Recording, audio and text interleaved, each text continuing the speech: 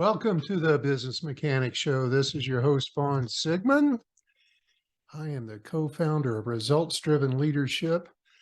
We develop programs to help managers become very effective leaders.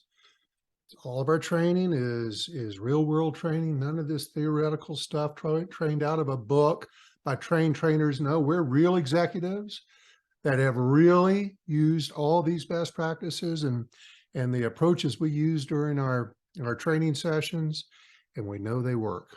Check us out at rdltraining.com. I hope you do. So today's show is prompted by the time of year. I am recording this on New Year's Day, or New Year's Eve, I should say. And that is the beginning of the annual planning session for many companies. And I know I've got a couple meetings next week with some of my clients to start their planning sessions. I always look forward to those, but I find many managers are missing some of the key elements of how, what are the fundamentals of having a successful planning session.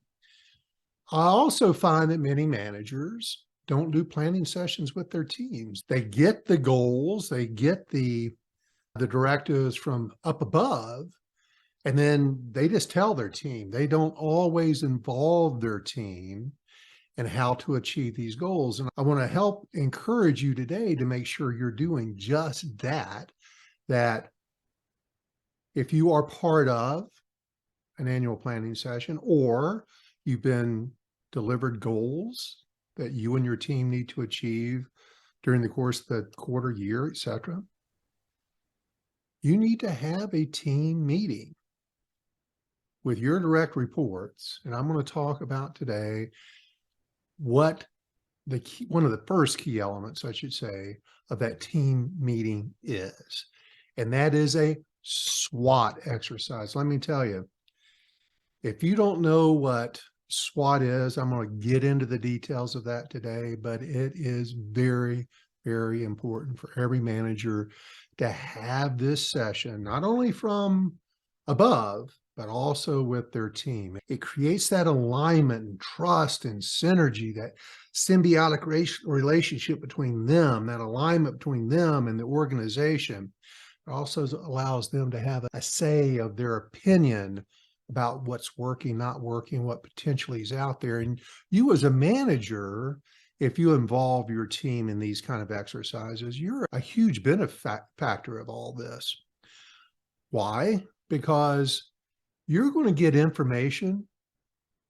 You're likely to get information you never would have gotten had you not had this meeting. The people who are tasked with achieving the mission day in and day out need to have a say in how we're going to achieve that mission. I've talked about this many times in leadership, and I talked about it in a program just a couple weeks ago, is the different types of leadership. There's the command and control, there's the collaborative, and then there's the hands-off. And very often when it comes to goal setting, goal direction, delivering goals to our teams, many managers unknowingly take a command and control. We're just going to tell you what you've got to do. Now we expect you to go do it without any collaboration or involvement or say from the people who actually have to go achieve this. So I'm encouraging you to have these meetings. I'm encouraging you to get them involved. And most importantly, I want to provide to you today with some of the best practices and tools to have an effective meeting with your team. So let's start with this. Let me introduce all this to you. Results-driven managers take the time to focus on long-term goals. Now, those long-term goals are often broken up in monthly or quarterly increments. You have to track it across the year, but at the end of the year, your company should, and probably does, has a revenue projection, has some kind of improvement or introduction of change that they want. It's maybe a software, maybe it's a new marketing program, maybe it's a business enhancement of some sort. So you as the manager need to schedule an annual planning session with your team, along with quarterly check-ins with your team to apprise them of how they're doing and maybe make some course corrections. I cover this in multiple versions of my training programs, two of which you can get at rdltraining.com under online training, is how to be a strategic leader, and also under achieving successful action plans. Those two courses cover a deeper dynamic behind what I'm speaking of today. But what I'm going to share with you today is the 3 steps to a successful annual planning session. But I'm going to focus today, because it's a much longer version of all 3. And while we're talking about results-driven management training, we have a new subscription offer where you can gain access and learn all the best practices and get the tools, gain the knowledge to become a more impactful leader and manager for only $47 a month for individuals and just $347 a month for the entire management team, with unlimited users, no contract, and you can quit anytime you want to. You get all 14 online courses, including all the tools, all the documents, all the assessments, all the professional planning docs you need to go to the next level of management and leadership effectiveness. This is essential if you've been promoted into management and have never had any formal management training. It's unlimited, no contract. Check it out at rdltraining.com. I put a link in the show notes for you to easily access this limited time offer. I'm just going to focus today on one element of that. But let me encourage you first. You need to have an offsite. Now, this doesn't have to be some big fancy, we're staying in a luxury resort for a weekend. Most companies are not going to allow managers to do that.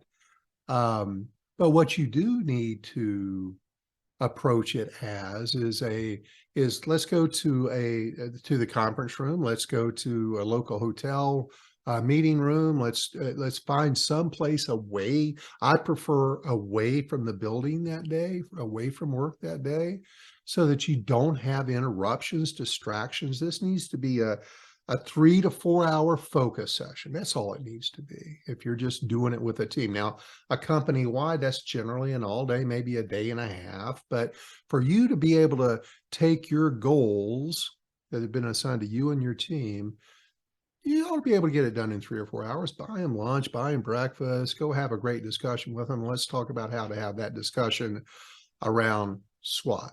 So have an offsite, minimize distractions. Work cannot be interrupting them during the course of this meeting. It can't. We need to be solely focused on coming up with the action plans to achieve the goals. Allow them the say in how they're going to achieve these goals. And regardless of how up the food chain, the hierarchy you are within your organization, you've got to focus. You've got to recognize and focus on the resources you're going to need. And your most valuable resources are your people. And in order to bring about the highest impact on your organization, you must involve every individual you can and allow them the opportunity to have some say, listen to their opinions, listen to their thoughts on not only how they're going to achieve the goal, what the action plans are, but what's going to get in their way. And that's what we're going to talk about today is SWOT. I'll get into more of that in just a minute. So Many managers, as I said previously, are way too eager to just go out, assign goals. They do it autonomously. They get it from above. Then they go out, they tell their team, and then they rush into it. They do not take the time to slow down in order to speed up. Slow down, take some additional time, which is going to save you a ton of time. Believe me, it's going to save you a ton of time in the long run. If you slow down, get a good plan in place, involve your team in achieving and in the steps that it's going to take to achieve the goal. A common factor in many underachieving organizations is that they create goals and they start the actions quickly rather than taking the time to identify the most impactful action plans, strategies, steps in order to achieve that goal. That gives them if you do that, it gives you the best chance possible to attain these goals. You skip that and you're leaving it up to the universe as to whether you're going to be getting it or not. So during the annual planning session, whether it's a organization-wide, or an a high-level organization meeting, or with your team, the first step, which now we're going to get into it, is to do a SWOT exercise. But the three steps of a successful organization meeting or goal planning meeting is SWOT. That's one. Second step is you need to identify your critical success factors, we call that, CSFs. And in my podcast next week, we're going to get into how to identify and create CSFs, or critical success factors. Those are the elements that you have to achieve in order to obtain the high level goal. And then the third step is to create the strategic goals, or the strategic actions, to utilize all the organization's resources, including the folks on the front line that have to achieve this,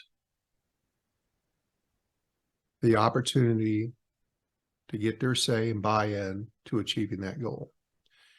That way, you're neutralizing any weaknesses, you're taking advantage of opportunities, and you're preparing for things potentially that are outside of your control when you're taking all these into account. So today we're going to talk about SWOT. So step one of a successful annual planning session is SWOT, the SWOT diagnostic. The SWOT diagnostic. Diagnostic efforts begin with creating a series of diagnostic questions. These are questions that organizations need to be asking higher level managers, and you need to involve your team with these same questions. I'm going to give you all kinds of examples of this today. I'm going to share examples of questions. I'm going to share some strength statements, weakness statements, opportunity statements, threat statements, so you'll understand when it all gets put together what it actually looks like. Understand that not all the questions are going to be applicable to you and your type of industry or company. It's just they're built for example purposes only. This is a fairly long process that I'm going to go into a fair amount of detail with you, and many people who listen to this podcast do it while they're taking their daily walk or on their commute to work. You're not going to be able to make notes. Let me make this a little easier for you. If you want all the steps, I'll give you the instruction manual for how to have a successful SWOT exercise. Contact me at RDL Training, and it's free, for a free version of all these questions, all these steps for you to use in the future. All you have to do is contact me through the upper right-hand button on my website at RDL Training. It says contact us. Give me your name and contact information right in there. Vaughn, Send me the SWOT exercise and I'll get it right over to you. So let's talk about departmental meetings primarily today. Here are some questions that will start giving you a overview, a higher level understanding. And you want to capture these in writing as you're getting these ideas during the course of your meeting so that you can build your SWOT statements for any particular department. And I generally, if you're going to be successful, there's some fundamentals here I'm going to talk about. Do you hold regular staff meetings, team meetings, and discuss long-term plans, goals, priorities? Update your team on those priorities during the course of these meetings. These can literally take place weekly, but at least they should be taking place monthly. Are you doing that? How would you rate yourself from not at all to I'm an ace at this? And do you include your employees, both managers or non-managers, in these meetings, in these discussions, in maybe the redress of how to change course, which again is covered in the strategic leadership training online? You know, another question to ask is, do you find it easy to get information? The information you need to complete or achieve the key task? Because if you're not tracking the KPIs or the measurements of how you're progressing towards your achievement, towards your goal, you're losing a key element. Let's go back to my podcast about how to gamify your team, your approach to achieving things. If you turn it into a game, you turn it into a measure where you're keeping score, you're much more likely to achieve it. Do I have KPIs, and are those KPIs easily accessible to me? So here's some other diagnostic questions, maybe by department. Let's talk about some marketing diagnostics. Here's a question. Marketing effectively raises awareness and generates the interest in our products and services. We effectively utilize cost-effective, relevant marketing channels and measure the results using metrics. We all know how we are differentiating from our competition. That one right there. Let me tell you, I've stopped a lot of marketing teams in their tracks because they're approaching marketing without the very key, essential knowledge of what's the difference between us and our competitors. If you don't know that, you're missing a huge opportunity, how to market yourself, how to communicate to your prospects, to your customers, or why you're better. Why do business with us? How do we alleviate your pain, make your life easier, better than our competition? Again, I've got a whole exercise around that. And if anybody's interested, I'll give you all of that. Contact me and just say, hey, I want the exercise on competitive differentiation, and I'll send you all the forms for it. It's a really important exercise if you're running, directing, managing a marketing team. If you own a business that has a marketing team or marketing department, you need to go through this exercise. It will really open your eyes and give you a ton of ideas how to better differentiate yourself. Because everybody says, great customer service. We give the best customer service. Well, who the hell doesn't advertise they give great customer service? That's too broad. It's too general. You got to get into the nooks and crannies of what makes you different. How do you alleviate pain? How do you make life easier for your customers compared to your competition?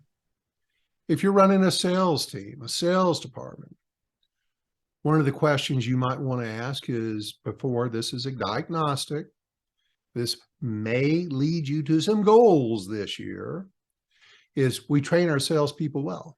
Well, if you're not having weekly sales training meetings, weekly sales training of some form, whether it's online videos, discussions, reading a book together, whatever it is, if you're not doing that, you're doing your company, Mr. or Miss Sales Manager, a grave disservice.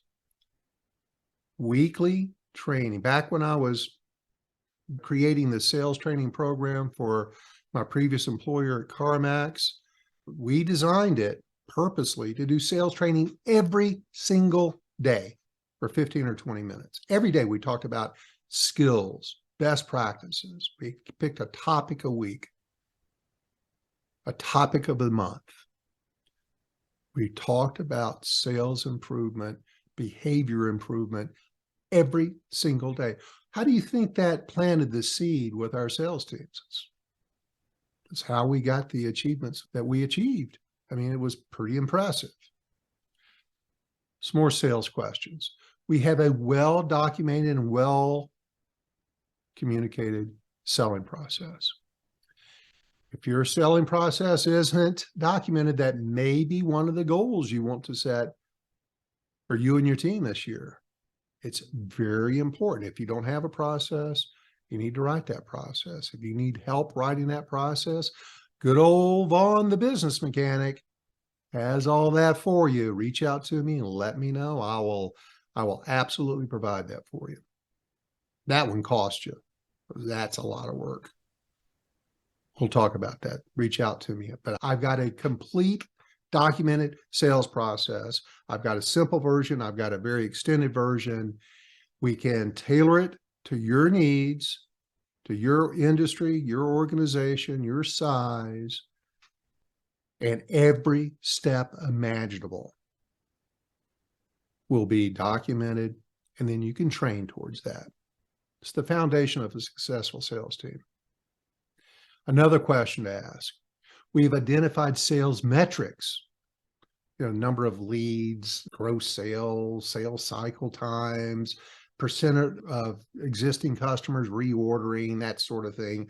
You track KPIs by brands or products. And are we measuring those? Are we measuring those as a team, or are we measuring those as individuals on our team? It's critical data. If you're not doing that, that may be one of the goals if you're charged with a sales team that you want to establish for yourself. If you're running the customer service department, here are some questions to ask. Customer service department employees service our extended customers well. Well, how do you know that? Are you doing surveys? Is every time you have an interaction with a customer, are you shipping them, emailing them, sending them a survey? How well did you do? Are you sending out monthly surveys to your existing clients? You need to know, because you will get lulled into a false sense of success if you're not. Another question. The department utilizes track metrics and then evaluates its service from the customer's perspective. Do you have a customer service score that you're targeting? A net promoter score, a 5-star goal, whatever it is. What are you tracking? We use a customer relationship management system to track service-related issues. You need to be able to track them, hopefully not on a spreadsheet. Let me tell you, today's CRMs, customer relationship management, those are so inexpensive today. And there's dozens of them, and most of them are pretty darn good. But if you're not tracking so that you're collecting the data of where your issues are, you're doing your company and your team, by the way, a disservice. Department employees are empowered to make important business decisions. I once worked for Kohl's department stores years and years ago, and our customer service procedure policy was, yes, we can. We empowered every single employee to say yes to almost anything, literally anything a customer requested. Yes, we can. Knowing that the easier we made it on customers, more loyal those customers would be to us. I talked about pain points and challenges for customers earlier. Let me tell you, they're going to do business, much more likely do business with the people who are frictionless in their approach to dealing with them. So empower your employees. If you haven't done that, you need to determine a goal this year on how you're going to improve that. If you're running an IT department, an information technology department, one of the questions you might ask is critical business data secured against disaster? I am shocked at the number of times in the past 9 years I've had this business that I interact with new clients that have not protected themselves from disaster. And it's not if, it's when, and it's getting more and more challenging every day. So if I'm running an IT department, that might be a goal I want to set this year. Managers have easy access to critical business data that helps them operate their departments. That's a big part of what you provide. Data is king. That's an old, tried and true, wore out statement. But let me tell you, if your company doesn't have easily accessible data to make good decisions off of, then we're guessing, we're gutting our way through our business. IT departments have to be able to provide good data to the organization. Don't assume you do. You need to ask and make sure every department is getting the data they need. Another question. Most information processes have been automated. Do you have an ERP or a version of an ERP? I mean, an ERP could be as basic as QuickBooks for some organizations to be able to create data. You just need to know how to do it. Organization has an easy-to-use purchase order system. Do we make it easy for customers to create orders with us? Not. You're probably not differentiating yourself very well. If you're running the finance department, the department has an effective process for developing and communicating internal financial information to those who use it to guide decision-making. That's the key information to help us make better organizational decisions. It's all about the money. Another question. The organization's capital resources are sufficient for our needs and are allocated effectively. So are you regularly providing cash flow analysis? Are we projecting sales and income properly? And are we communicating any challenges to the persons who need to know that? HR, if I'm the human resources department manager, director, employees are recruited effectively. Again, I find many companies have been recruiting employees the same way for 20 or 30 years. And there is so many changes that have taken place in that time. That goes without saying. You need to be able to make sure you're on top of the latest, greatest, most effective recruiting processes. Another question. The organization does an excellent job of training new hires.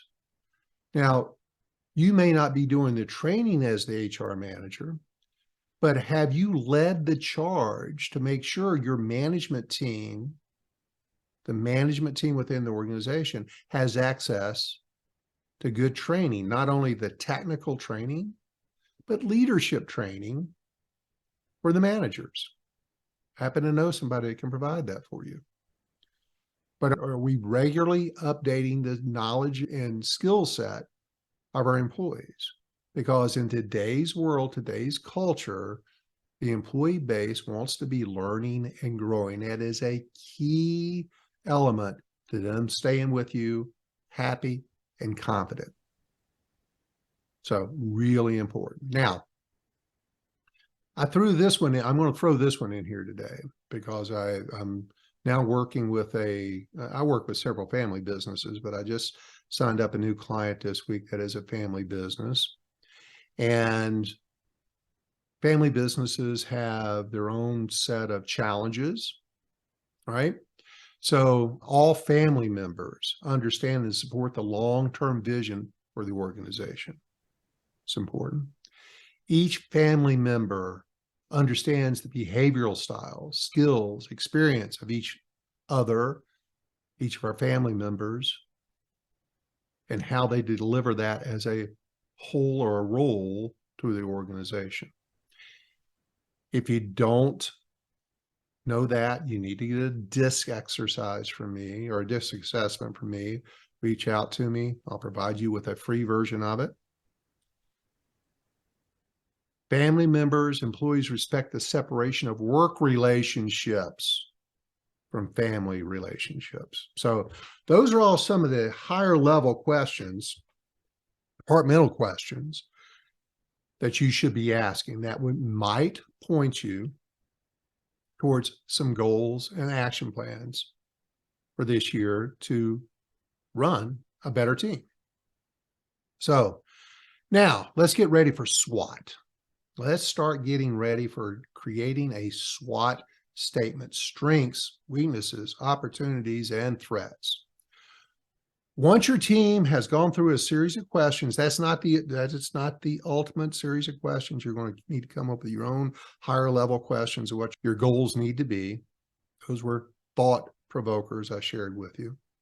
But once your team has gone through those diagnostic questions that we've already discussed, next step is you need to go through a SWOT exercise and then write SWOT statements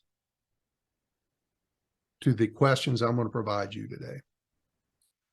What you identify in SWOT diagnostics will be one of the essential tools used to making your goals and decisions. The SWOT will give you an idea of what fences need to be moved and which fences can be moved. Your SWOT evaluation will give you an idea of what is realistically attainable. And you'll avoid creating demoralizing goals. Worst thing you can do is set goals that your team just knows that they're not going to be able to achieve, and you're just wasting the organization's financial resources and human assets attaining something that is unrealistic. Be careful with that. Your written SWOT statement will also help you identify the most critical factors to be satisfied, to be achieved. And that, again, that's going to be next week's podcast on critical success factors.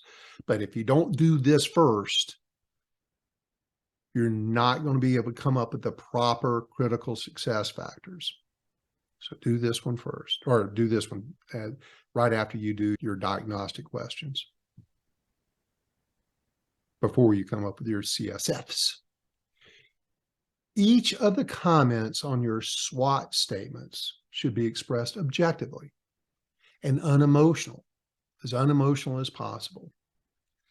It's easy for many of the factors in your SWOT evaluation to be very objective because they can be based on empirical data, maybe from web-based surveys, maybe from the data your finance department, IT department is providing us. Some of your SWOT evaluations will be subjective because they're based on the opinion of the person expressing their evaluation of this. They're giving you the responses to these questions I'm about to give you.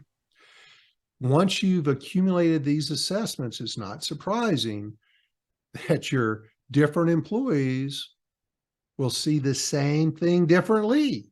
And that's great. It's great to have that on the table and understand where their heads are at. Now, during the course of all this, try to keep it less personal by focusing on the functions rather than the individuals or the who that handles that part of the SWOT. Or let me just give you an example. Say KPIs are usually not available when we need to review them. Don't say, John is not getting us our KPIs on time. That's all I'm talking about there. When you're ready to write out these SWOT statements, it starts with you, giving your views on what should be expressed on the SWOT statement, but it's based on the opinions and thoughts that they've shared during this exercise. Ask your employees to challenge any of your SWOT evaluations and make sure if anybody disagrees that you get that on the table. It's got to be a safe conversation. You've got to get you must get everybody's opinions on the table, because if you've got detractors, if you've got anybody that's going to be passively aggressively slowing you down, well, you're hurting yourself. So you as a manager need to keep that in mind. If somebody is not participating during this meeting, you must get them involved. Now let's get to the meat of all this. SWOT, strengths. Strengths refer to the areas in which our organization, division, department excels. Identifying the strengths will go into your strength statement. This part is usually pretty enjoyable for you and your employees, because those are your pride statements. This is what we're really badass about. Identifying your strengths by asking the questions that I'm going to share with you at this team meeting will relate to the organization, the division or department, that team. They're not intended to be all-encompassing. It's just for your team. And answering questions will help you and your employees to identify the greatest strengths of your organization, team, or department. So here's some strengths questions. And again, reach out to me, hit that contact me, Vaughn, send me the SWOT exercise. I'll send you all this in writing. The link is in the show notes for you to do that. This is a lot, so I don't expect you to be writing this down, but it's a lot of stuff to cover here. So here's some strength questions for your SWOT exercise. Are your products, services of higher quality when compared to competitors? Are your organization's products innovative? Are your organization's products or services price leaders? Are their departments, does your department have outstanding performance? Does the organization or the department have outstanding management leadership competencies? That may be your leads that are reporting to you as a department manager. Does your organization have a strong cash position? If you are in the finance department, drilling it down a little bit more, for just the departments or the divisions, what employees who report to you have demonstrated outstanding ability to grow? What's your succession plan? Who are you growing within the organization? If you don't have anybody, you need to start working on that, friends. Do you or any of your employees have a particular skill that is outstanding, which can have a more significant impact if used more effectively? Here's some questions for the sales or marketing department. Does your sales team or marketing team excel at selling and marketing our products or services? Does your team have a unique sales system? Does your team have marketing methods or tools that effectively are getting leads? I was having a conversation earlier this week with a person in marketing, and I asked a simple question that I find that many people struggle with is, what's the difference between sales and marketing? Very often it gets intertwined in people's thoughts or descriptions. And she had a pretty good answer, frankly. But to put it in plain old North Carolina terms, marketing gets the ducks up into the air, and sales shoots them out. And it gets them to the ground. So marketing gets the leads coming in, and sales closes them. That's the difference between sales and so marketing. That's your job. Get leads, get people interested. Moving on, manufacturing or operations or distribution. Does your organization have a low-cost manufacturing process or distribution process? Is your organization certified by an organization such as the International Organization for Standardization, ISO? Does your organization have effective distribution channels that could be easily expanded?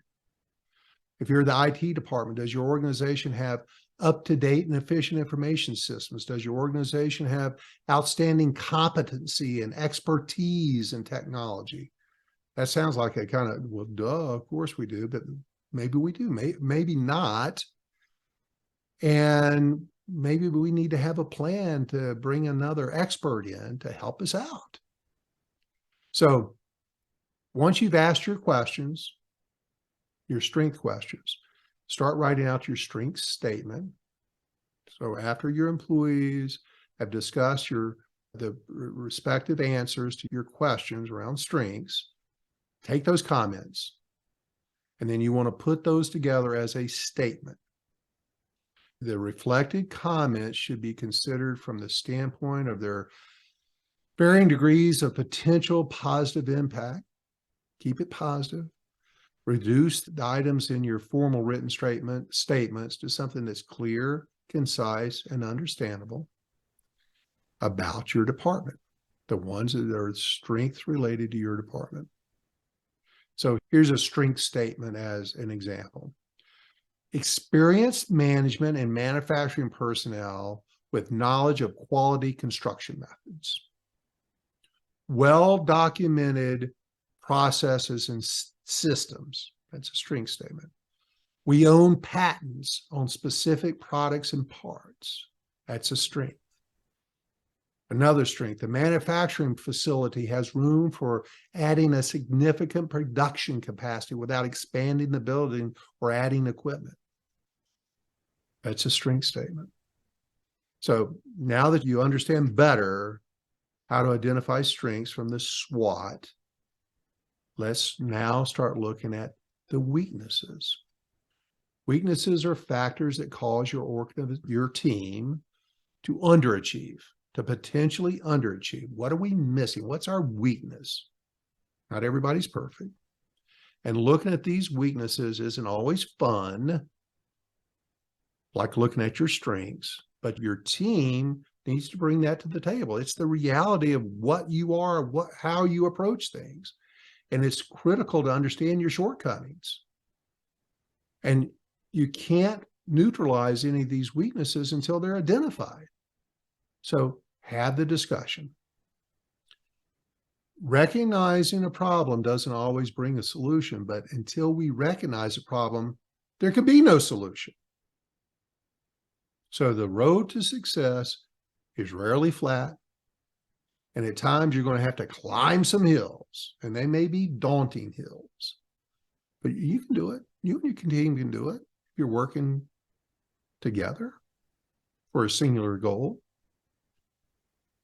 But you've got to establish the parameters of what you need to work on. What are your shortcomings? Identify those. Talk about those. Identify your weaknesses. Here's some of your weakness questions you might want to ask. The organization or the department is overly dependent on just a few customers.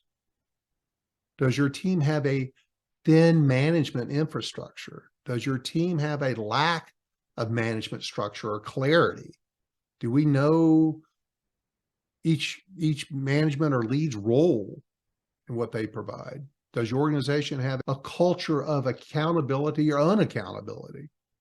Does your team have a poor or an inability to increase, if you're in finance, credit or cash flow? Is your overhead or your payroll too high? Are we not utilizing our resources effectively through scheduling? Do you have any employees who are bad at driving a project or plan? Doesn't mean they're bad people. They need some training.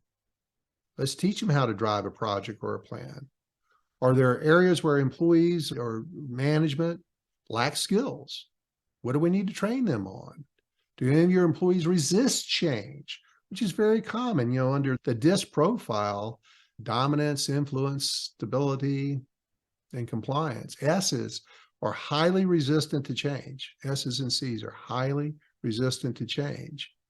And that's about 70+% of the population. So yeah, you're going to have people on your team that are resistant to change. They may not be telling you that, however. So know that they're there. You've got to understand who's going to be resistant to change and be able to overcome that. Is your team working in conjunction, in alignment with each other? They to support each other. If you're in the marketing department, are your marketing materials old? Are they ineffective? Is your cost of marketing too high compared to sales? Do you have products or service failures that should be eliminated from offerings? If you're running a sales department, do you have a straightforward written sales process? We talked about that before. Which part of your sales process is least effective? What do you need to improve on? So once you get all this information, you can start writing your statement. So let's look at some examples. Let's listen to some examples. Poor customer service per internal feedback surveys. Poor project management due to poor execution of new product development. There's a lack of capable supervisory backup. If somebody's out sick, who's going to do their job?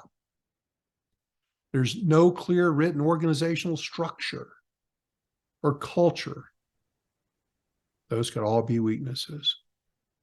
So here's a sales department weakness, for example.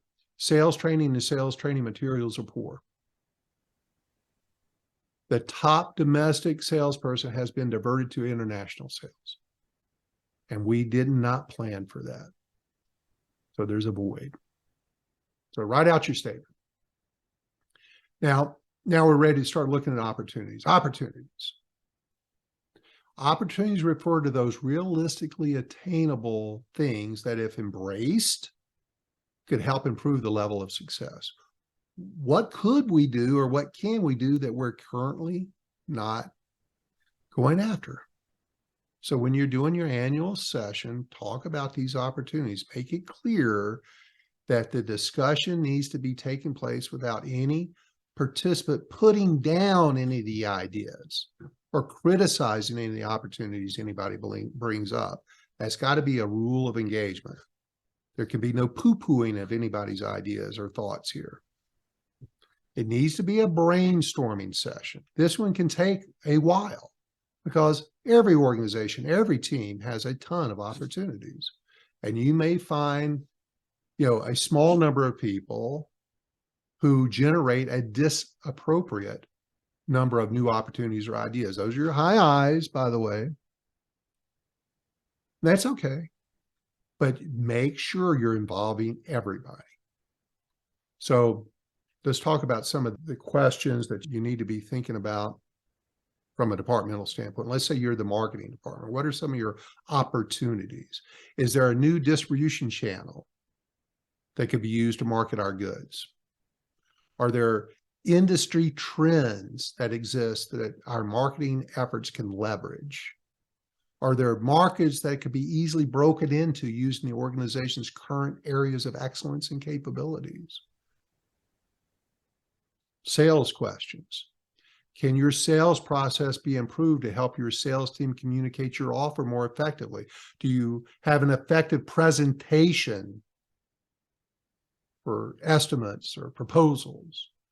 Do you have a PowerPoint or that sort of presentation? Has the team been trained on how to make effective presentations virtually? Because that's becoming more and more important. Manufacturing. What operational improvements exist for our organization? What are our pinch points? What are our constraints? What's our constraints? What are our pinch points? What's slowing us down? And how can we open up those pinch points? Can we improve our procurement procedures to make sure that we have the tools and materials we need at the time that we need them. Then we can write some statements. So some examples of statements is, we're going to increase brand awareness via social networks like LinkedIn or Facebook. We're going to offer ancillary services or products that we sell. We're going to do some add-ons. We're going to employ an in-house outbound calling team to set appointments for the sales team. Those are all opportunities. Write your opportunity statement. And lastly, we're going to bring it in with threats. Threats. Those generally refer to things that can significantly hurt your organization, your department, your team, but are really outside of your control, and you need to be thinking about those. Sometimes there's the macroeconomic dynamics that you can't control a recession, you can't control inflation, you can't control interest rates going up. Those are all out of your control, but is it a threat? And we need to have that on the radar to be making sure that we're at least thinking about it and maybe have some backup plans if we need to. For many, if not most, these threats, having at least an idea of the actions you can take so that you're not starting from a standstill will help you get there, react, respond quickly and effectively. And I'm not saying that it's ever going to be easy to respond to a threat, but you have zero chance to win unless you are facing the reality of what might happen. And I'm not talking about a meteor hitting you. I'm talking about what's on the radar right now. And let me tell you, I don't know that I've seen many times in my life as many threats to the economy and organizations as I do today. There's all kinds of threats. Let me just give you an example. One of my favorites is Netflix and Blockbuster. Blockbuster was the leader. They had an opportunity to buy Netflix for like $3 million. No, it was $30 million. Blockbuster could have taken Netflix when they were in their infancy, and Blockbuster would still be around, and we'd be watching Blockbuster instead of Netflix when we're binging. Think about typewriters. Typewriters. That was a huge industry in its day. Photography. Photography, like film, was once a dominant industry within the economy. And then digital cameras came along. So there's all kinds of industries that have been all but eliminated, minimized dramatically because they didn't see it coming. So early awareness, understanding your threats, knowing that they're out there, and having an idea of them will allow you to respond to them quickly. Let's think about what some of those threats might be. Technology. Is there a new web-based competition? Is there a new, faster, frictionless way to provide our goods or services that's coming up? They may be an infant right now, but we need to know about it, need to be watching it. Back when I was with CarMax, we were always looking over our shoulder. Every competitor that came along, we took a hard look at because maybe they had a better mousetrap, and we needed to take everything seriously. So if there's technology or sales approaches, new products coming along, does your organization have, think about liability insurance. Do any of your executives or key employees have health issues? That's a threat. Maybe age has something to do with that. Maybe retirement has something to do with that.